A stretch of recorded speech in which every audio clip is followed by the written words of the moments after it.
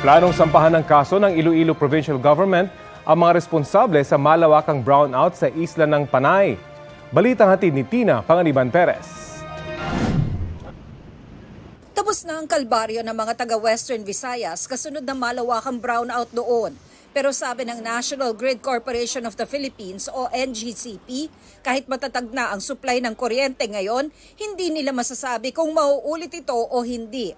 Ang NGCP ay isang pribadong kumpanyang inatasang mamahala sa power grid ng bansa na nagdadala ng kuryente mula sa power plants patungo sa iba't ibang lugar. At dahil hindi rin alam ng NGCP ang operations ng power plants at wala kaming kapangyarihan sa kanila, hindi natin masasabi kung mangyayari uli yan kasi hindi natin kontrolado ang operasyon ng mga power plants.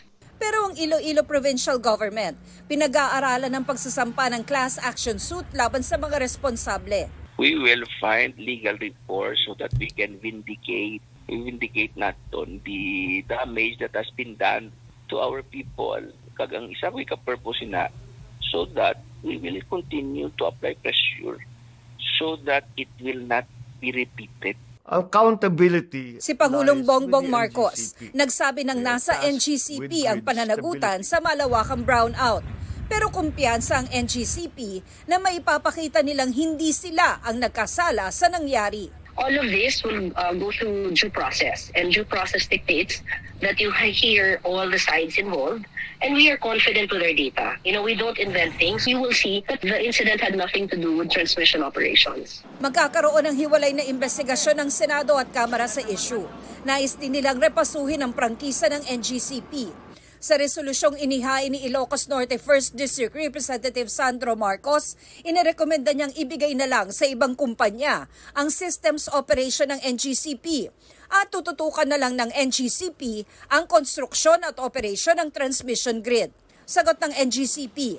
Kasama dyan sa prangkisa ng NGCP ang pangkabuoang serbisyong pan-transmission kasama ang engineering, ang operations and maintenance, pati na din ang system operations. At naniniwala kami na importanteng bahagi ng serbisyong pan-transmission ng system operations.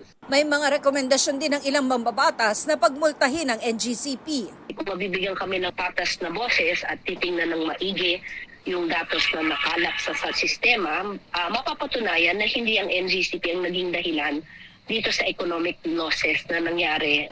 Tina Panganiban Perez, nagbabalita para sa GMA Integrated News. Kapuso, alamin ang maiinit na balita. Bisitahin at mag-subscribe sa GMA Integrated News sa YouTube. Sa mga kapuso abroad, samahan nyo kami sa GMA Pinoy TV at sa www.gmanews.tv.